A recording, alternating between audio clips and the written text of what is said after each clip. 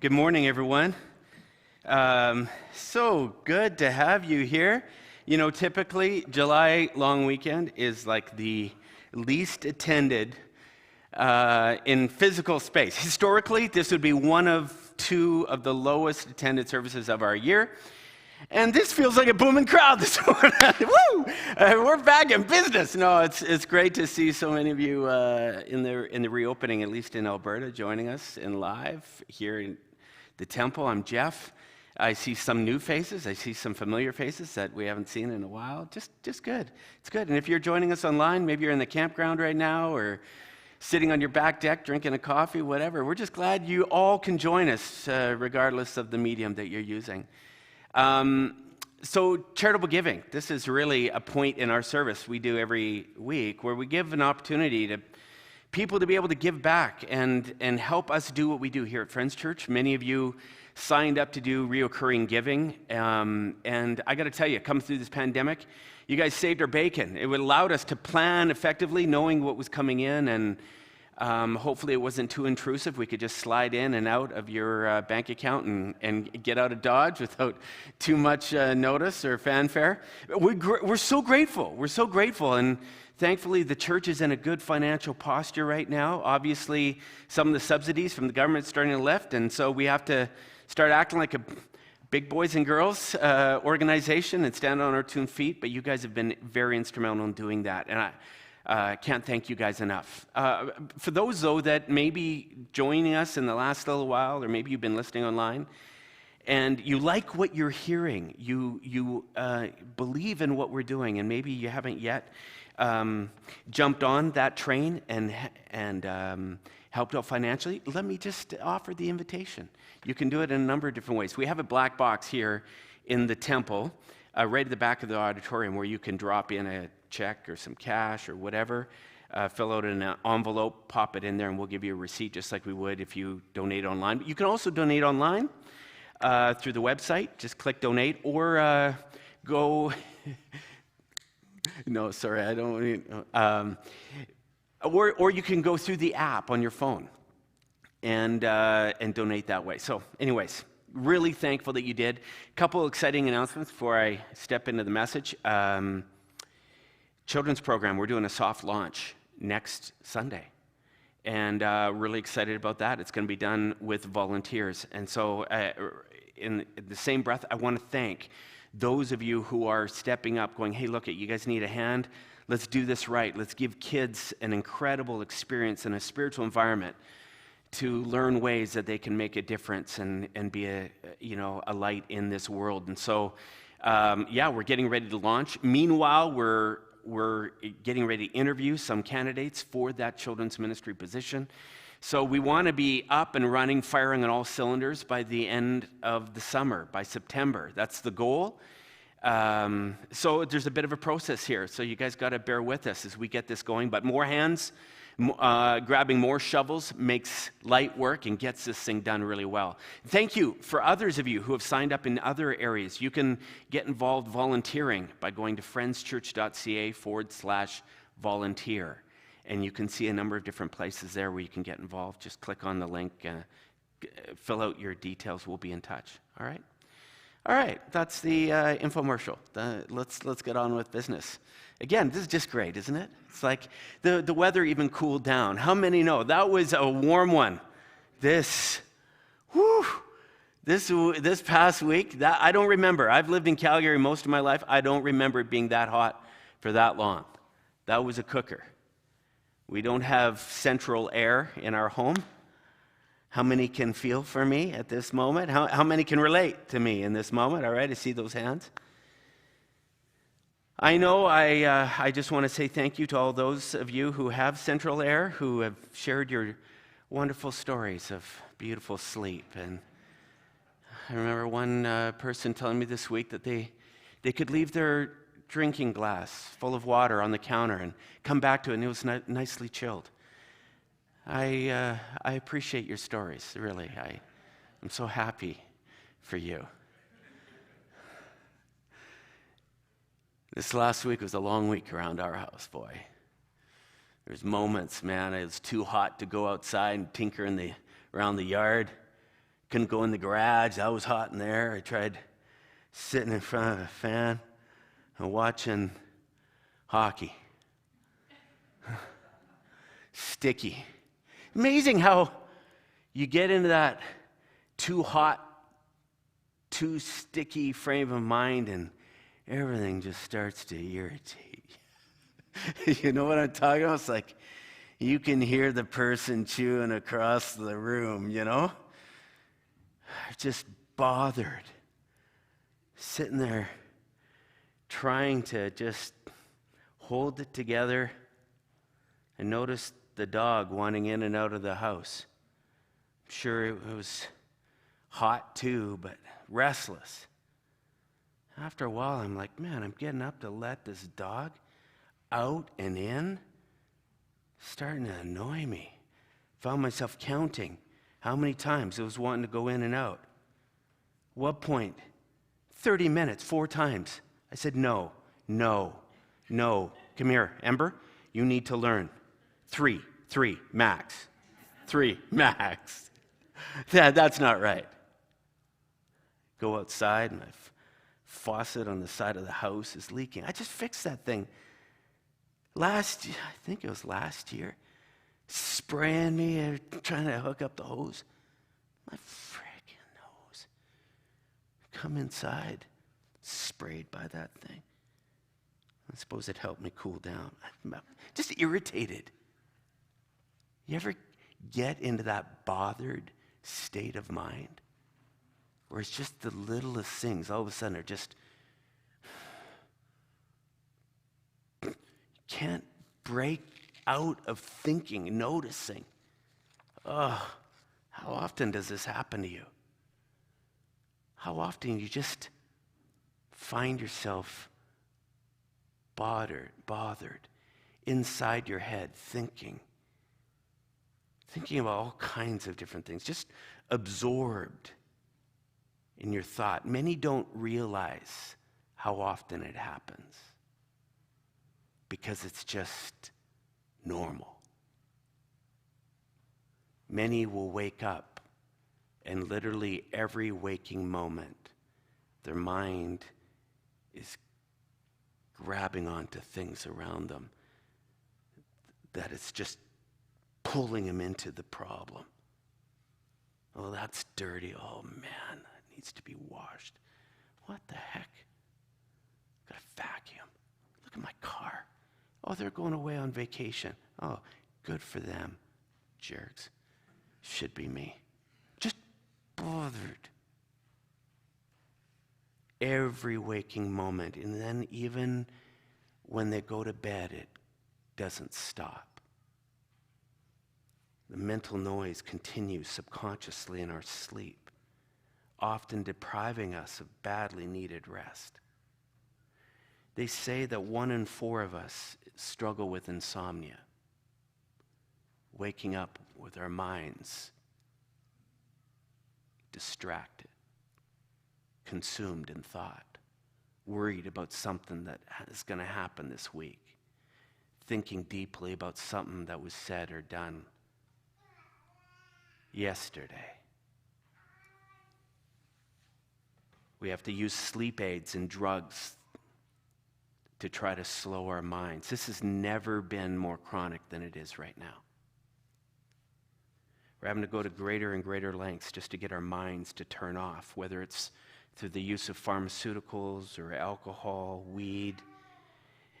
Some will use heavy exercise, pound their bodies so that they'll slow down. You name it. We've found every different way to try to escape our minds. Let me ask you something. How often do you get in a day, maybe in a week, in a month? How often do you get those moments when it's just light and carefree, where there's no stress? You can't help but just have a grin or a smile on your face because you're just at peace. How many moments do you get like that? Is it in a day? Could you count them in a week? Has it been a long time? Notice I'm not asking how often do you get it when everything is just going exactly the way you want it? I'm not asking that. I'm asking when, despite all that's going on, do you get moments of tranquility and peace?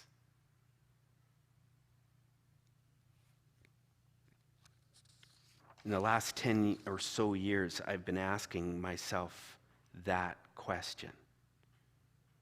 I've been noticing how deep in thought I can get, how troubling my thought patterns can be, how much sleep I've lost or am losing due to my active mind.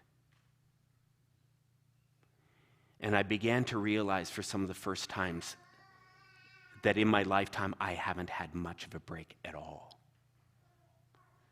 I have suffered from inner voice thinking. I've been arrested by it so much of my life.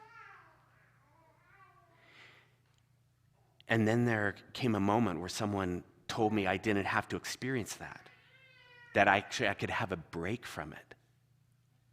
I remember the moment when I had a tranquil thought, or a tranquil moment free of thought,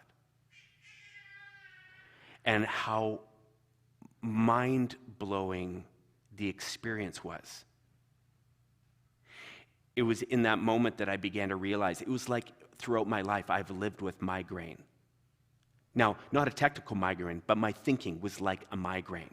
It was just constantly on, causing me irritation, distraction, fear, anxiety, stress. And then when it lifted, it was like, wait, what just happened here? It was the most unbelievable experience. And ever since then, I have been learning about this process, trying to figure out how to make that more and more a reality in my life. I began reading about thinking about it. In fact, if you've been around here long enough, you'll have seen a pattern every year around this time as we head into summer and we have freedom to talk about the things that we really want to talk about. I want to talk about this very thing. Because when I began realizing that this constant obsessive compulsive thinking could stop and I could have peace, and I began to experience the life change, I went, oh my God, this everyone needs to know about. And so at least once a year, I bring up this topic. I say, let's talk about this. And it's funny, every time I do, I have people who will come up after and go, oh, it was nothing new to them, but they're going, man, I just forgot. And I've been in my head. I've been losing peace. I've been so distracted. I've been so stressed. I've been just busy.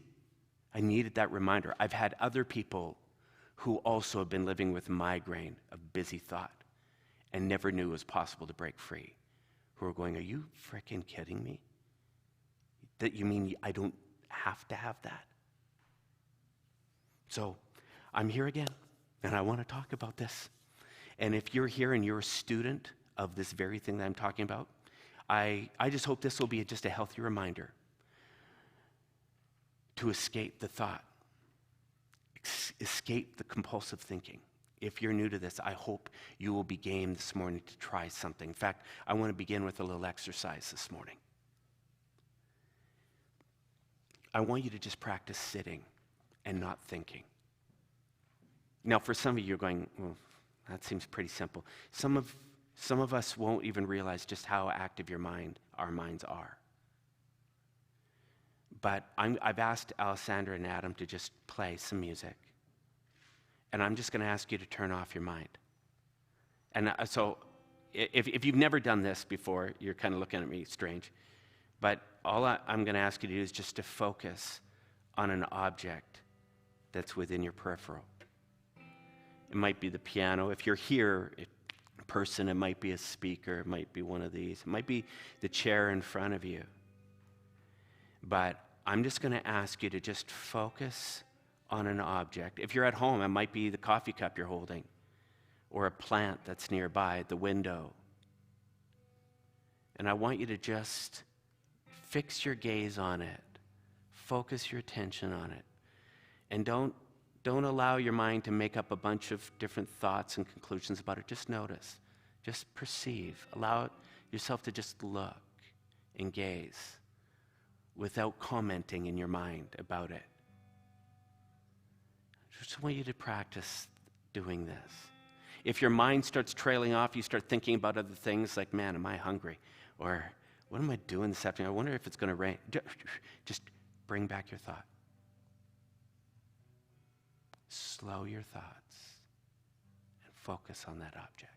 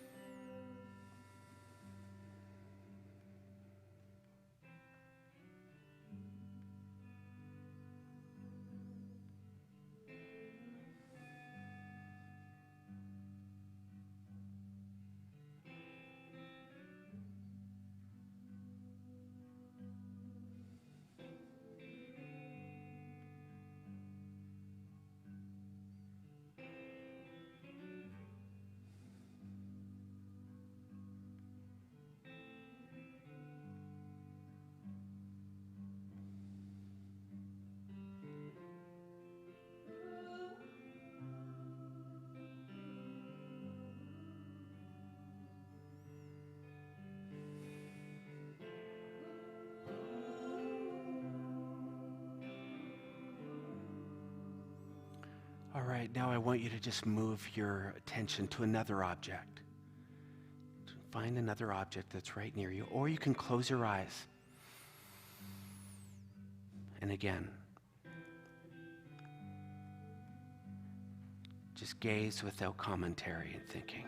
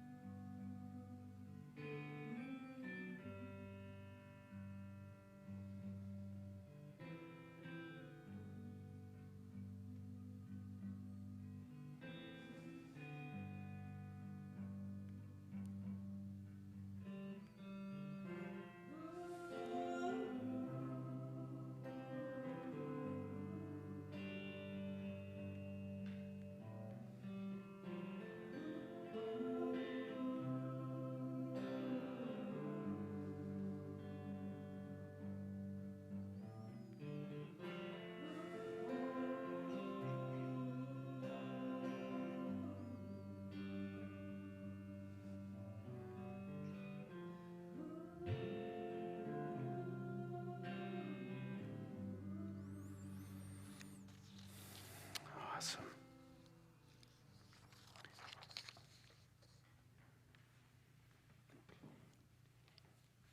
Did you notice as you're doing that you actually had the ability to kind of bring your focus back to the thing if it pulled away?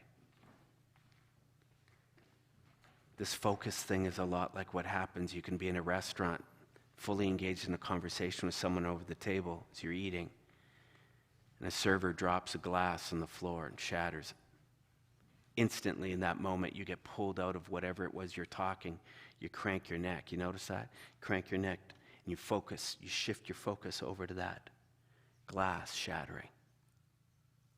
And you watch for a little bit, and then all of a sudden, you bring your focus back to the conversation. We're constantly shifting our focuses. We don't necessarily always subconsciously realize it. It's just happening. We're shifting, pulling. It's like our mind chases squirrels. It's hard in that moment to realize,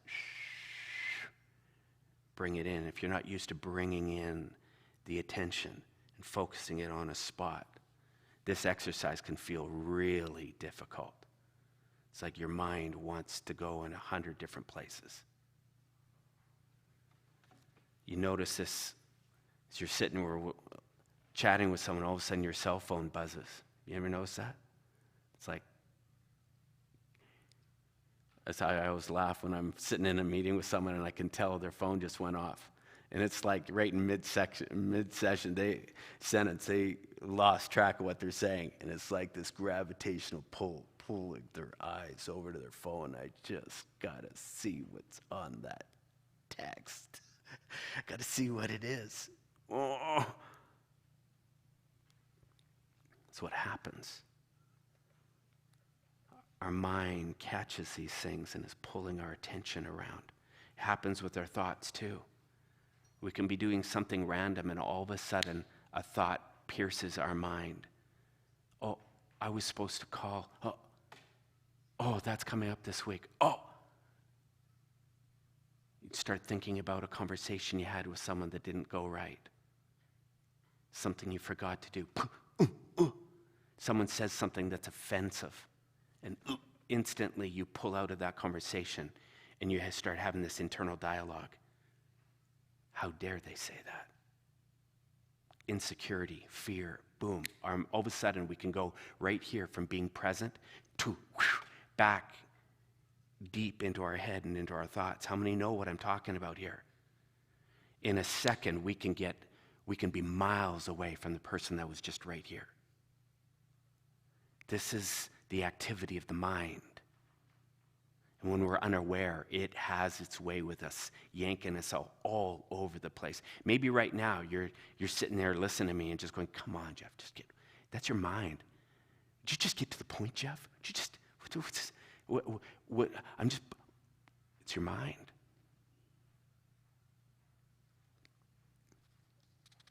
Can you see how this happens with you? Do you know your patterns? Do you know the kinds of things that so easily grab your attention and pull you out of whatever it is you're doing on a regular basis? Is it your phone? Do you realize how many times you will check that in a day? How many times you'll just habitually reach for it? For some, it's their own thought life that just constantly pulls them out. A relationship, the news. Over this last year and a half, just having the news on, every fantastic headline. What is it now? Social media. See the notifications. What's going on?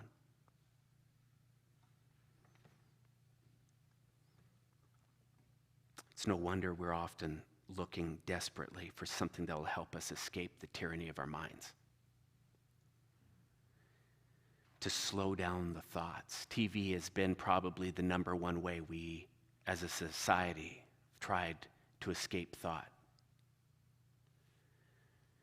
They say the average person will have spent, by the time they're 60, they'll have spent 15 years sitting in front of that TV, staring at the screen. 15 years staring at the screen.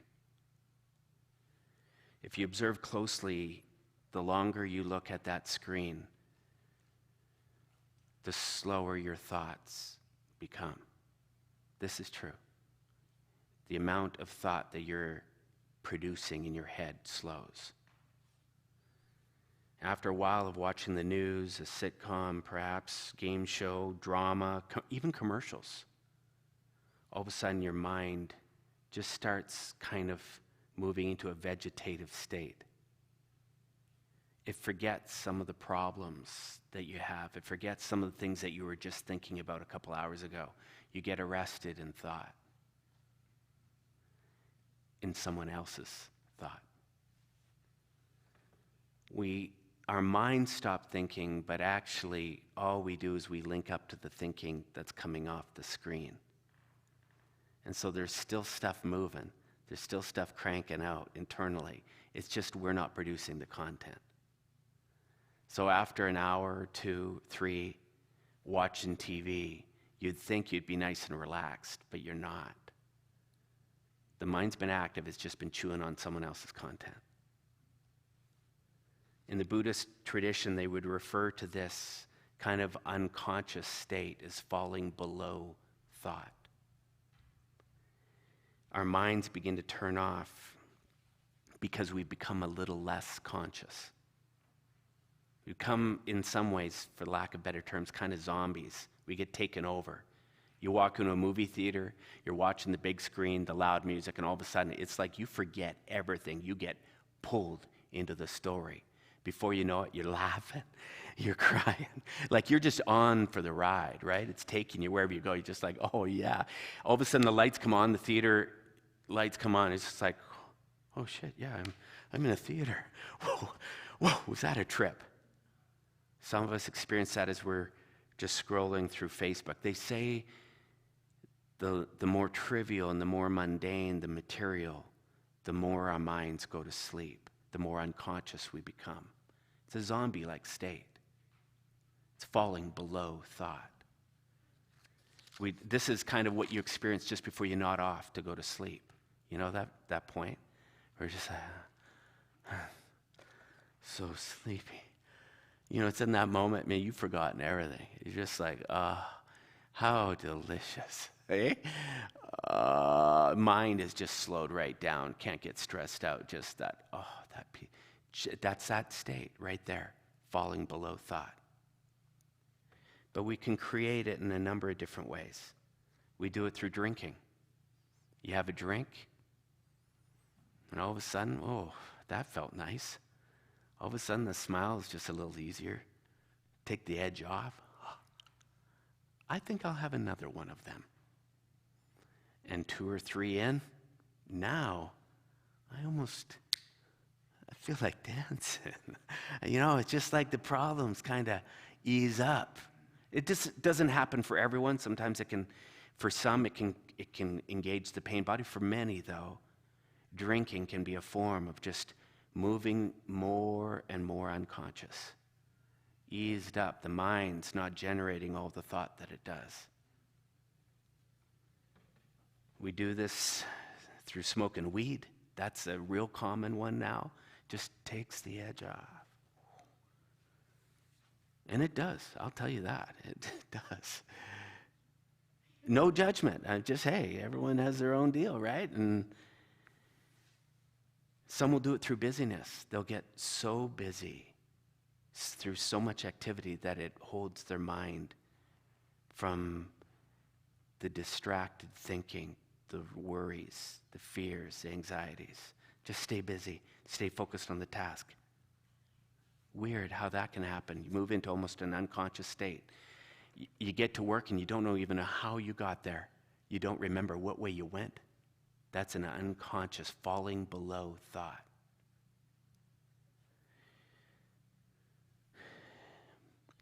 Regardless how you do it, when we fall below thought, hours can pass by. And we hardly can recall anything we've just done or said or thought about. You come out of that hypnotic state and you would think it would just be, oh man, I feel great. It often feels not that way. You can sometimes feel listless, demotivated, a little bit scattered, disoriented.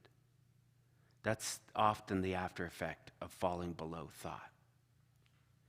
But there's an alternative to falling below thought and escaping the thinking. And that is to rise above it. Makes sense? To do this, you don't have to become more unconscious. In fact, to experience this space from thinking, you actually become more aware, more present, more alert. And it's mostly around where your attention is focused. This is what we did briefly with that exercise just a few minutes ago. We focused our attention on something, not allowing our mind to go where it normally wants to go, on thinking about the kind of things it wants to think. No, we trained it, brought it in, bring it in. There's a big muscle you got to be able to do that. This was the news for me. The muscle to be able to pull your attention in, focus it. And you do this. If you're a parent, you've done it every time your kid hangs on your arm saying, Dad, Mom, Mom, Mom, Mom, watch. You have this muscle to be able to say, oh, shh, no, I need 10 minutes. And you focus your thought. You do it every time that phone rings and you almost instinctively go for it and you go, no, I'm going to stay focused. You have a choice what you do with your thoughts.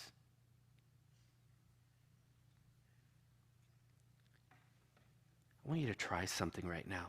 I want you to just direct your attention to your right foot. If you have both feet on the floor, I just want you to focus on your right foot. Just maybe wiggle your toes a bit. Can you feel it? What is it feeling? Is it cold? Is it warm? What's the texture of your sock or your shoe? Isn't that cool? Just all your attention right there, your foot. Now, how about just go to your shoulders? Just focus your attention on your shoulders right now. What are they feeling? They tight? How's your posture? They sore? How's your neck?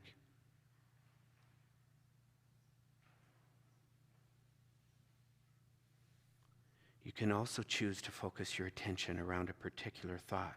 Just think for a second, what do you want for lunch today? What do you feel like? I want you to think about the weather this afternoon. What do you suppose it's going to be like? You see, regardless of what thought your mind is fixating on, notice that you have the power to choose to let go of that thought. Just stop thinking about the weather. You just end the thought. Just be.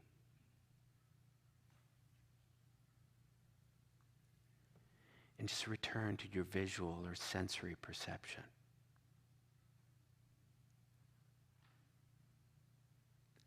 When you learn to do this, when you learn to rise above thought, you begin to create gaps in your thinking. Just gaps where your mind isn't constantly pulling. No, shh. Create these gaps, they call them.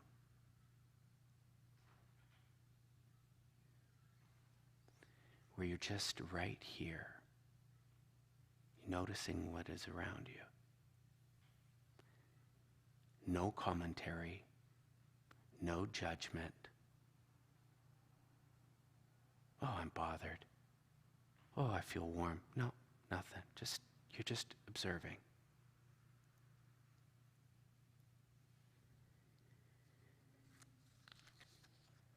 If you experience this, it is the equivalent of moving from flying in between trees nonstop, thinking, oh, watch out for that. Oh, hey, look out, to all of a sudden pulling right up above the forest of your thought, of the circumstances around you, the situations that are crying for your attention, the things that have been irritating you. You pull up above the trees and you just sit and watch and observe. I was in a pool once, stormy weather. We're sitting out there. We didn't notice it. All of a sudden, the storm started blowing in. It's so windy, and we're freezing up top. And the leaves are falling into the pool, whatever. It's just like, holy smokes. And I went and dropped under the water. And all of a sudden, I'm feeling warm. And I'm looking up, and it's like I'm insulated from everything that is moving up top. It's a picture of what it feels like. You're taking off in a plane and you're hitting the turbulence. Maybe you're taking off in the middle of the storm and all of a sudden, poof, the nose pulls up above the cloud. And you feel that plane stabilize. And you're looking down, going, holy. This is what rising above thought can feel like.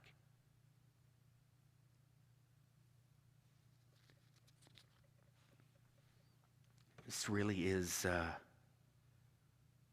simple concept, but it's hard. There's a Zen master, a story of a Zen master who was walking with one of his students. The student asked him, "Master, how can I enter Zen?" Which really is just this relaxed, peaceful state. The Zen master remained silent, didn't answer him. They walked for another 5 minutes. The student's beginning to think, I don't think he heard me. So he's just about to ask him the question again. And the Zen master suddenly says, do you hear the sound of the mountain stream? Mountain stream? I don't hear any mountain stream. He'd been so focused on trying to find the meaning of Zen. All of a sudden, he stopped worrying about that and trying to listen for this stream, as Zen master was talking about. He said in that moment, all of a sudden his noisy mind began to quiet. And he began listening. And all of a sudden, he said, Master, I hear the stream. I can hear it. He says, you enter Zen there. It's a stillness. It's a stillness you create by calming your mind. This is really the basis of meditation. Learning to direct and hold your attention around an object, perhaps. Maybe it's just even your breath. You can focus it on a mantra. I was chatting with Jerry this week, and he was reminding me of an old Catholic chant. He did it for me. I would be poor at giving it, or doing it, but it's just 4 syllables. Ma, ra, na, tha. And they would do that to music. It means, come to me, Lord. They're just, if you've heard some of the Gregorian chants, they're syllables to music. What is that? This isn't just a Buddhist practice. This is happening in so many different forms of religion and spiritual thought. Focusing the mind around something simple. Calm it. Some will do it that way. Some will light a candle and just stare into a candle. Or bring a flower in and just focus on the flower. Some will experience this as they're walking through nature, and they'll just fix their attention on some of the beauty around them. No commentary. Just observe.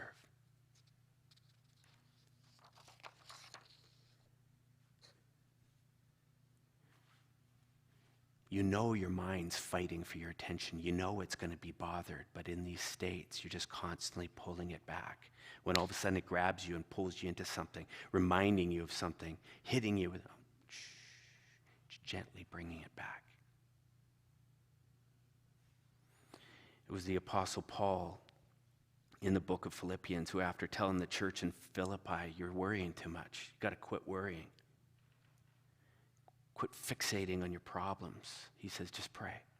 Now, I don't know what prayer looked like to him. I sometimes wonder if it didn't look a lot different than maybe some of our modern day conceptions of prayer. But in the process of telling them, you need to pray, relax, chill, he says, fix your thoughts on what is true and honorable and right and pure and lovely and admirable. Think about things that are excellent and worthy of praise. And then he goes on to say, and in the process, watch, his peace, divine peace, will come and guard your hearts and your minds. Let me ask you something. How much time do you think you spend daily falling below your thoughts? Trying to escape your thoughts by becoming less and less conscious. How much time in a day does that cell phone, scrolling, Instagram, Twitter, Facebook, hitting the TV, whatever your fascination is, how many hours a week do you find yourself trying to escape the thinking by dropping below?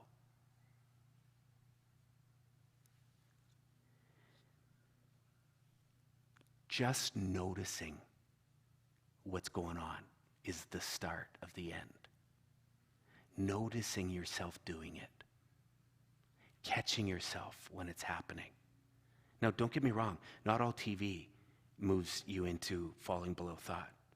There's a lot of good television that actually gets your mind in healthy places. It excites you. It gets you into a place of learning and growth or movement or anticipation. That's all right. I'm not demonizing any of these things. There's a difference between engaging thought in a healthy way and dropping below thought to try to escape something. This week, I'm wondering if you would be willing to practice fixing your attention. Try rising above your thought. If this is new to you, maybe it'll be a minute every 8 hours where you intentionally go, shh. Maybe it'll be on your way to work where you just simply turn off the radio or the music, and just intentionally fix your attention on something without letting your mind make up all kinds of things. Just staring at beauty.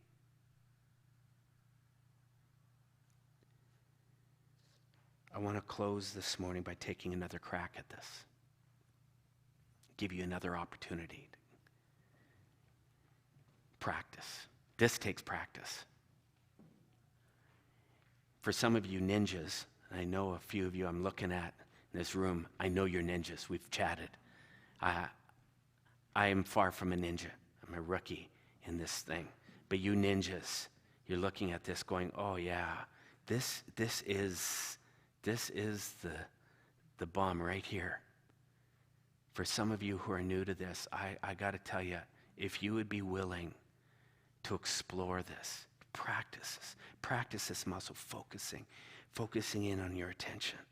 As Alessandra and Adam are going to come and perform, what we're going to do is we're just going to focus on our breath right now. So I'm just going to invite you to just put both feet firmly on the floor. Just sit up. Take a nice straight posture. While sitting there, I'm going to invite you to put your hands on your lap, just with your palms open.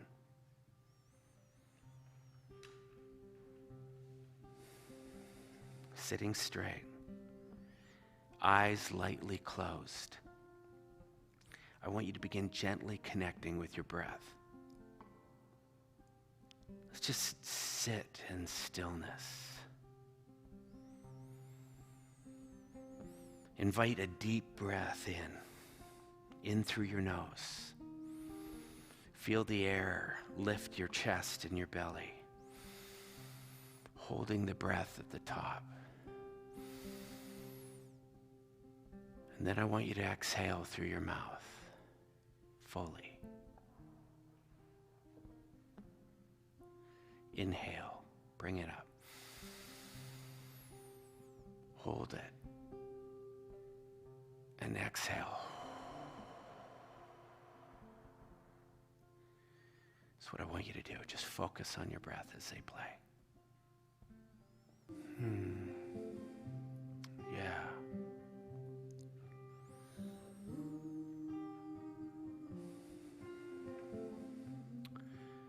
Right on. We're going to close. This week, I'm going to invite you to rise above thought, to practice this. Do something. Lower the volume on the television. Don't allow it to overwhelm your senses when you're trying to stay conscious. Think deeply every time you reach for your phone and start scrolling. Set an alarm. Catch yourself so that it doesn't just start running. Maybe you'll want to try a meditation app. There will be guided meditations that you can bring it through. There's some great apps out there that you can download on your phone. I like Insight Timer.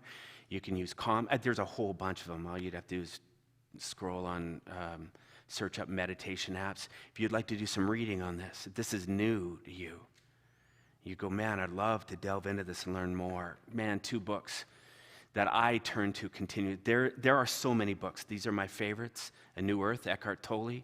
Untethered Soul, Michael Singer. Oh, I'm telling you, there's so much in one chapter that can change one's life from the incessant thinking, if that's your game, if you're one who has struggled with a migraine of compulsive thinking. You got an opportunity. Summer is a beautiful time if you're getting ready to go away. Maybe right now work is kind of coming down. You're on a bit of a break. You got moments now more than you ever had over the last few months. Here's a perfect time to practice without the pressure of the incessant stress of life. It's coming. Here's your opportunity to practice creating gaps in your thinking. Will you do it this week? I hope you will. I hope you will. All right. Have a great day, everyone. We're back next week. Vince is on next week. Yes, I don't even know what he's talking about, but it's going to be amazing. So anyways, have a great week. We're glad you could join us. May this week be filled with many gaps in thought. Give your mind a break and experience the peace that blows away all understanding. May you have many moments. Have a great week.